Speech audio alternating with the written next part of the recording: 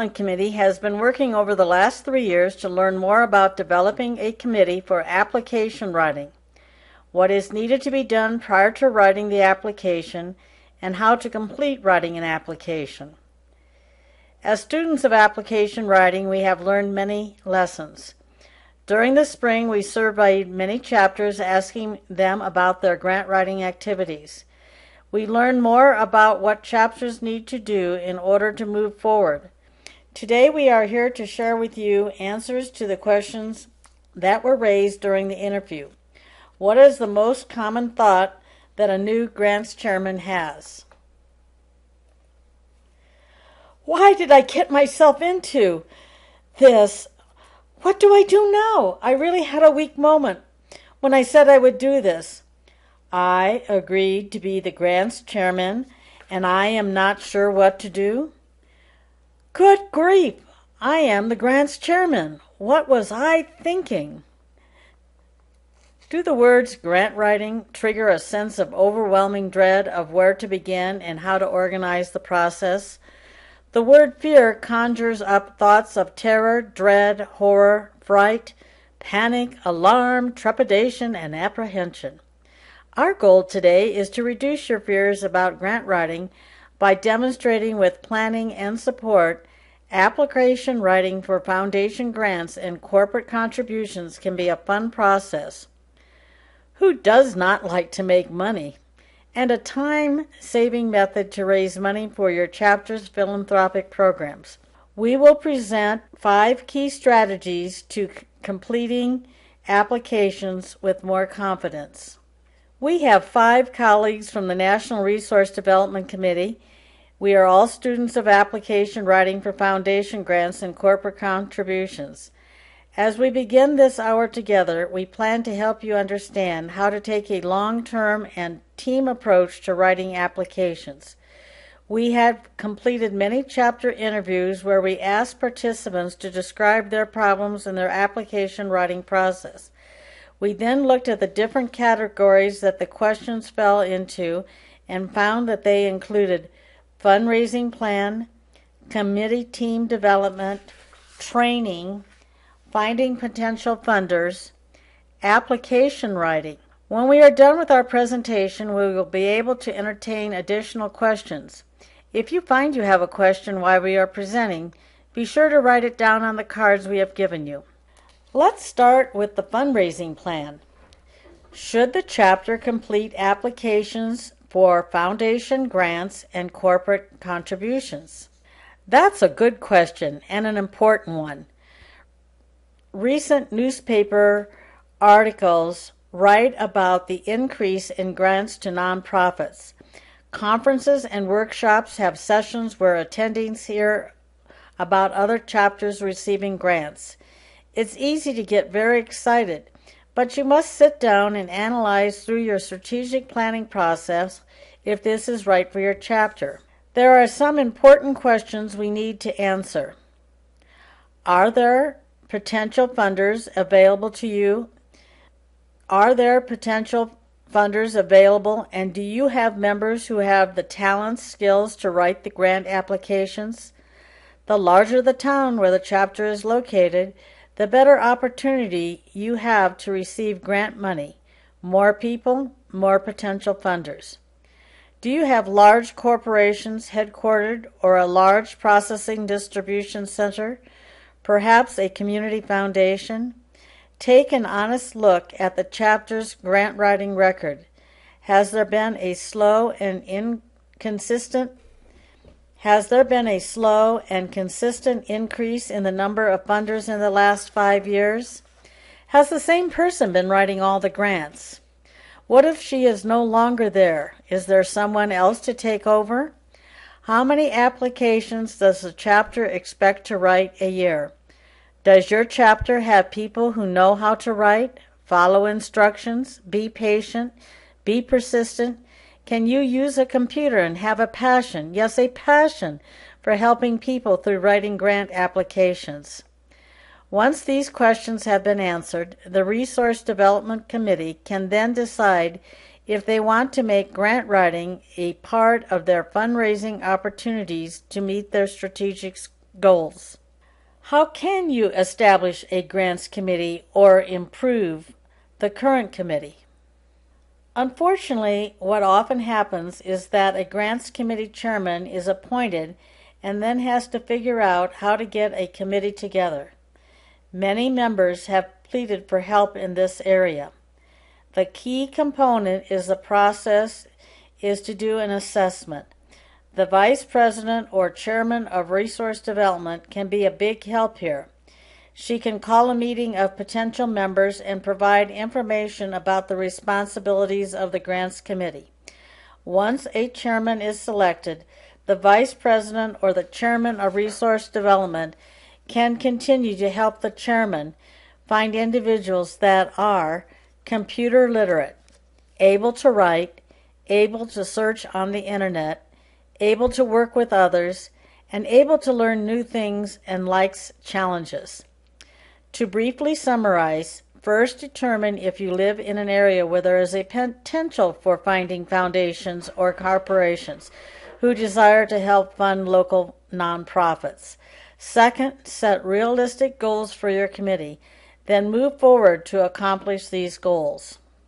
The second key strategic area we found questions on was on committee development. Here is our next question. I have a committee of 2 people. We need more committee members. How do you recruit them? It takes a few people to get things started. It takes enthusiasm for the work. Individuals have to know there are different tasks they can do in helping the process. Not all people involved in the process have to be writers, since there are many other tasks that need to be done. First, broaden your outlook on how the work is done. Someone needs to organize the work. Someone needs to take notes. Someone can find funders. Of course, some will fill out applications and do the editing.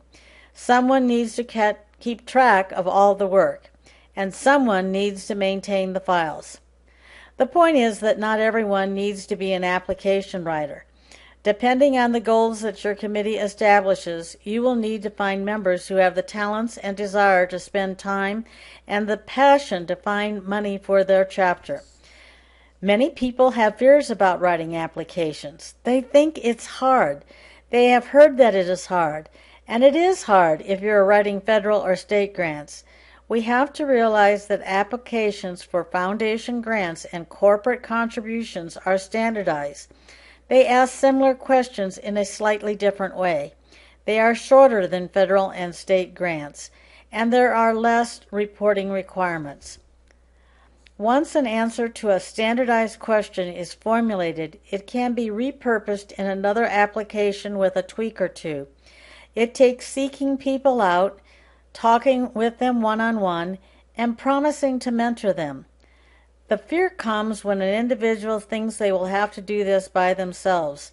They do not want to fail, and they do not want to make a mistake. They do not want to waste their time.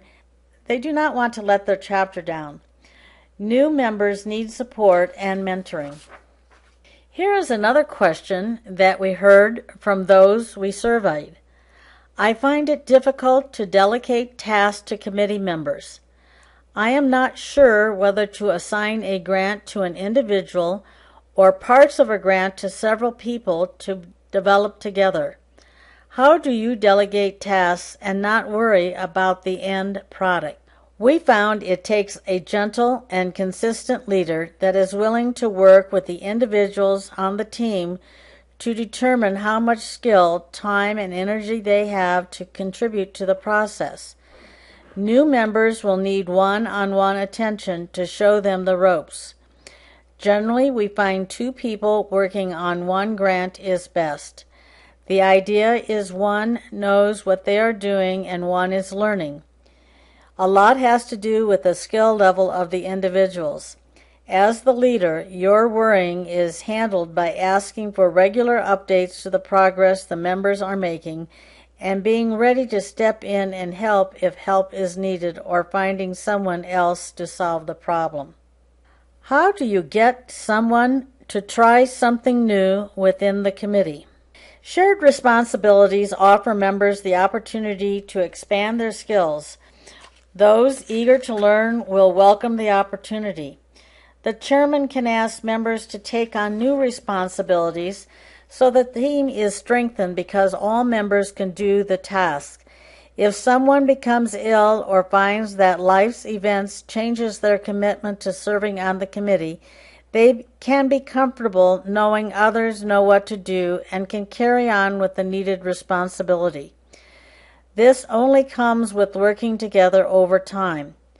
The committee should try to bring in new members each year who have the basic skills, allow those who need a rest to take a rest, and encourage those who want to continue to continue.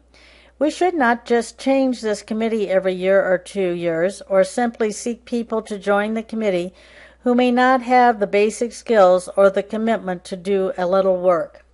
How do you find time where everyone can meet?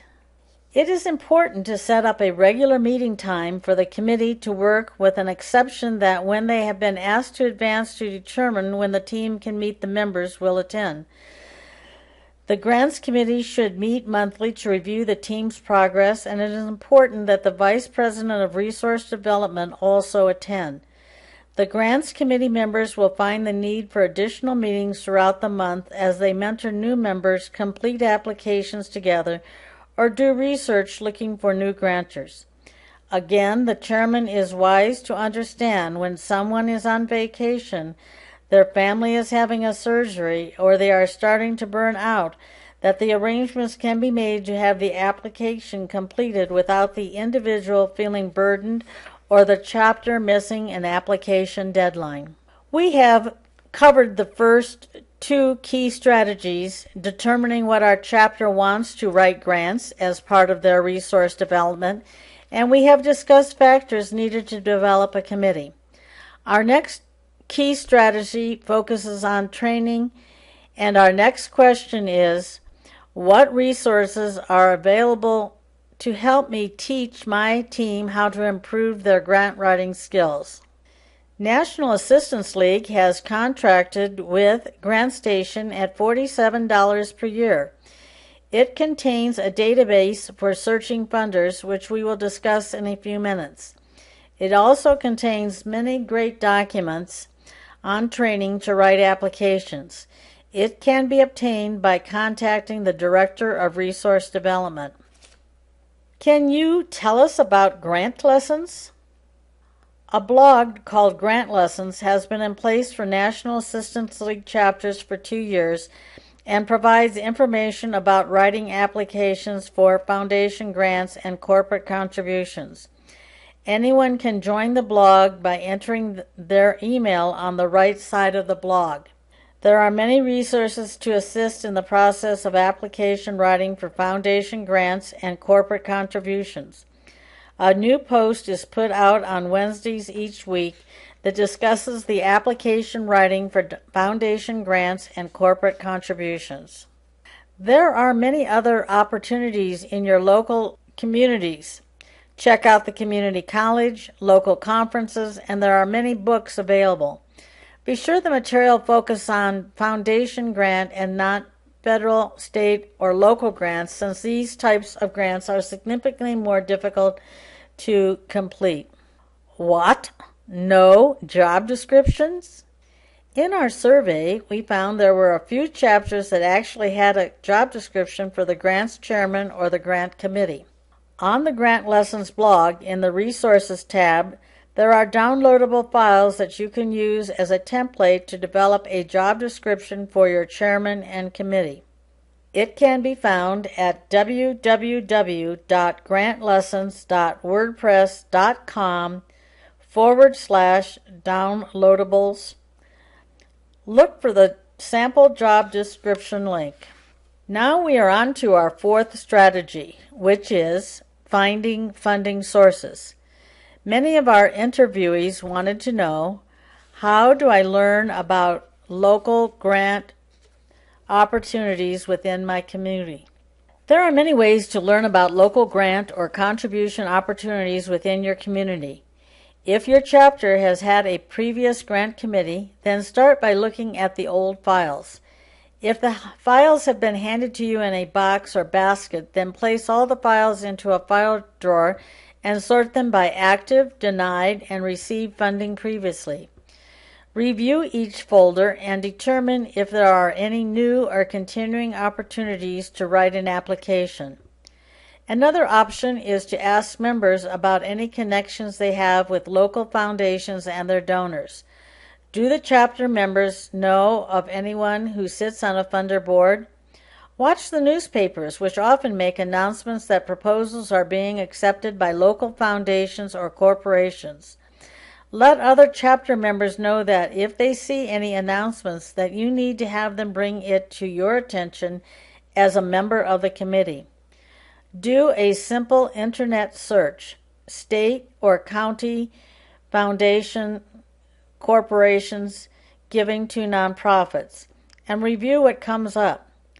Remind your members that they never know who is coming into their thrift shop, and it easily could be a secret millionaire who wants to give the chapter some funding, but who has come in first to see things for herself.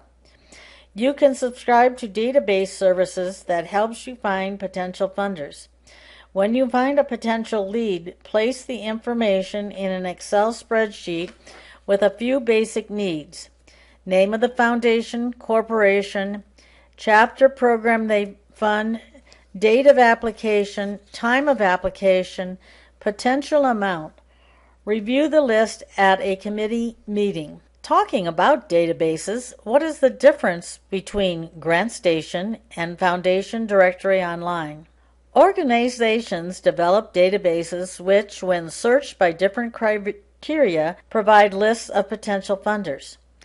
Two prominent databases that have foundation grants and corporate contributions are GrantStation and Foundation Directory Online. A primary element that funders desire is to define what local area, state, or county that they desire to give their donations. Both GrantStation and Foundation Directory have hired people to search websites in the IRS's Form 990 to develop funder information and put them into searchable databases. Nonprofit organization staff can then search the profiles looking for potential matches between what a funder wants to provide and the programs they are providing to local communities. The methods for searching the database differ between the two organizations. First, let's look at GrantStation. After one logs into the database, you can do a search by typing your city and state in the keyword search. Remember, the geographic location the funder wants to donate funds is to one of the many primary considerations when you are beginning your search for a funder. Or you can go to the advanced search. In the advanced search, you check off a series of checkboxes in 3 different sections: geographic scope, areas of interest, and type of support, which will provide a more definitive search. Select Find Funders. For Foundation Directory Online, the process is very similar in that after you log in, you gain access to a search page. There are more discrete options to search for under Foundation Directory Online than GrantStation, which are listed in indexes. Foundation Directory costs per year are expensive, but you can purchase a monthly subscription as long as you send an email to let them know that you only want the subscription for 1 month. Otherwise, you will be on a recurring charge situation. With either system, you get a list of funder profiles with a link to more information. Both databases, GrantStation and Foundation Directory Online, provide a profile, and both have essentially the same information formatted slightly differently as demonstrated in the next slide. Then it becomes necessary to evaluate each profile to determine if it is worth someone's time to write an application. This takes time and other resources. The funder's website, the application, and the Form 990 should be examined. It is important to read everything 3 times. Foundation Directory also lets you review the Form 990, while GrantStation does not. However, you can review the Form 990 on GuideStar, we will discuss in a few minutes. Once a profile is obtained, what are you looking for to determine if it is worth the member's time and energy to complete an application? Essentially, there are 7 major items to examine when looking at a potential funder. Again, the information is found either in the profile, the funder's website, the actual application, or the funder's Form 990. They include the geographic location, amount of funds being distributed, application deadline, who does the funder fund, application process, any objectionable request, and review the actual application. Here is some of what should be going through your mind. If you live in Reno and the funder only gives to Las Vegas, then you don't want to apply. Look how much money the funder has in its coffers. It should be at least $100,000. Check out the deadline. If the deadline has passed, then make a note on your pending applications to complete list to look at. If the deadline has passed, then make a note on your pending applications to complete list to look at it again in about 2 months prior to the advance of the deadline. Be sure you look closely at who the funder gives money to. If they only give to seniors, no sense in trying for Operation School Bell. Look at the application process. Is it online or paper? Do you or someone on the committee have the skill to complete? Always review the actual application. While the application asks many of the same questions, they sometimes are formatted differently. Also, the application may ask how much money each of your board members has contributed to the organization. They may want to get the last 2 sets of board minutes, or they may want to have some of their employees who are not members participate in your program. You must know how your board feels about different issues, and your Vice President of Resource Development can be a big help in making these determinations. We are now at our 5th strategy. What is application writing? What preparations should I do beforehand? Preparation is key to developing a plan for long-term results in grant writing. As was said earlier, foundation and corporate applications are simply filling in answers to questions. The questions deal with demographics, providing history about the nonprofit, discussing the program need in the community, explaining the current and past work of the nonprofit's program, and providing information about the nonprofit's funding sources past and present. There are many things that we can do to prepare and give the committee members the tools they need to write the applications from the leisure of their home at their home computers. Here are the tools that will help the application writer. Before I get into some of the tools, let me show you the guts of a blank application so that you get an idea of what you're talking about. The next 3 slides provide a snapshot of an online application. This is an online application for Costco. As you can see, one needs to simply put in a lot of data and then save the data prior to moving on to the next slide. As you can see, there are many questions to answer. We recommend using a common email address and password for all applications. When this information is held only by the application writer without disclosing it to others on the committee, this can become a problem if for some reason the member is not able to complete the application and the deadline for a continuing grant, that is one that you have gotten several years, is not met and is due. It is common for the online process to ask for you to import some documents like the IRS determination letter or the audited financials. As you can see, there are many questions, and if we looked at 5 applications, we would see that the questions are very similar, but in different formats. So when you have the same questions on specific documents which are required over and over, The first thing we should do is establish an online file management system where you can put all the information. Prior to setting up an online file management, the committee should set up a specific email address for the committee. One can simply go out and establish an email through yahoo.com. There are several reasons for having a separate email for the committee that is developed and monitored by the committee. Emails are not lost in the Administrative Services General email box. Email addresses are needed to obtain access to online applications. It is much better to have a centralized email address for all members to use rather than using one's personal email and password information. If needed, other members will be able to get an important information that comes through for different funders. As the number of applications increases, it assists in managing the process. So now we have our email address. We can start next with Dropbox. Note, you could also get an email from Gmail as well.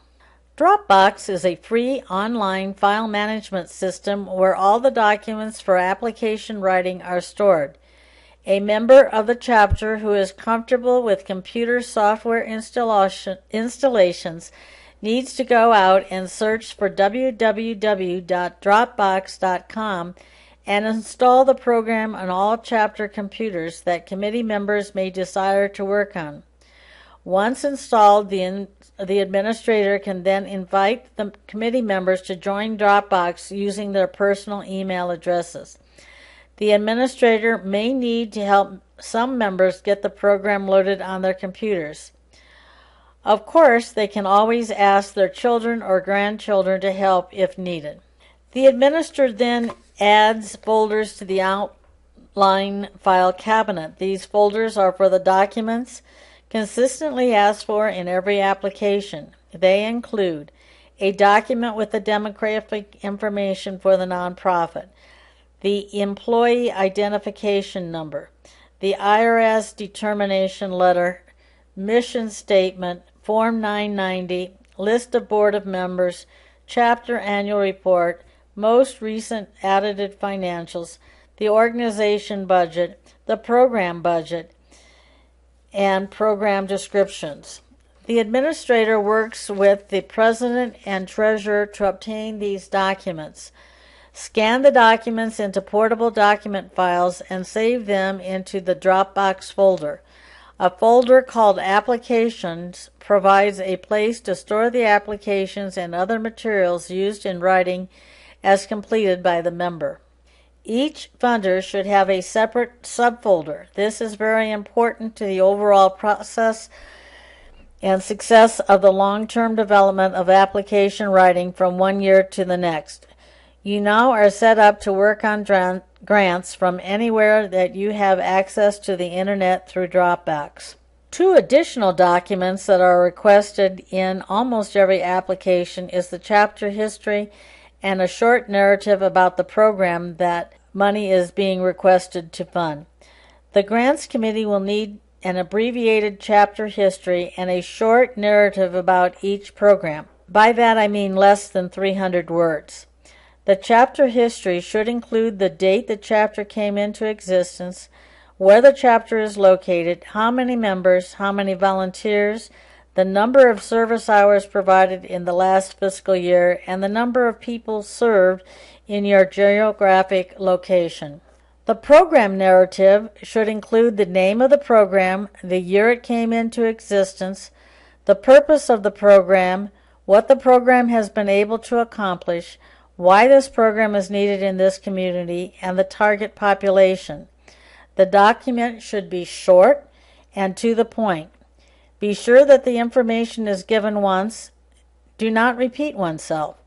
These documents need to be saved in separate folders in Dropbox. In our survey, the last area that we found that questions were raised was the following. I know we need to identify community needs within our chapter, but how do you go about doing this, and what sources are there to help? This is one element that seems to worry committee members. So let's just take a few minutes to look at what we need to include in the community needs statement. It is simply a few sentences why this local community needs funds for a program. Every chapter has an Operation School Bell program. A chapter builds its case that the community needs the chapter's program by determining its poverty level. The United States Census Bureau has quick facts for every county in the community and is located at www.census.gov. On this website, you can find demographic information about the number of people, race, and sex. Wikipedia has information about poverty rates, and it is located at wikipedia.org. You do not need to write a dissertation or conduct an actual community needs survey. Instead, do a little research and determine what you might have available to you on the internet for your state and county, city. And also be sure to check out your local school district.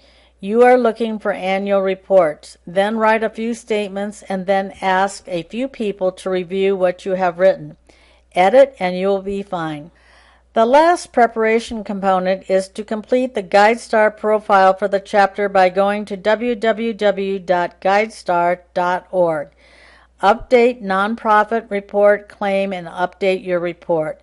Again, this is where your technical support comes in to assist. GuideStar is where funders go and seek information about their potential donors. It is important that your GuideStar profile is updated. About 2 years ago, GuideStar started a new rating system for nonprofit organizations to determine how much information the nonprofit had disclosed in its profile. In order to get the highest rank, a nonprofit needs to demonstrate how they are measuring their impact and effectiveness. It will take some time to collect and enter the data, but it's not really that difficult. After you already know what it is you are making a difference, and you already know that you are making a difference, and we do have the information to record. Once you get to gold status, a widget is issued that should be placed on your chapter's website. The reason we want to do this is as we go forward to those funders outside of our locality, they need a way to evaluate us as a potential recipient of their funds. GuideStar has positioned themselves for funders to obtain reports on potential funders. Also, GuideStar Gold participants are able to do a more advanced search once they obtain this status, which allows them to find a list of funders with their names, addresses, and other information. See Part 4 video, Benefits of GuideStar, to give you more information on how to access this. We do want to take a few moments to thank you for your attendance today at this session and hope that we have allayed your fears about getting involved in the application writing for foundation grants and corporate contributions.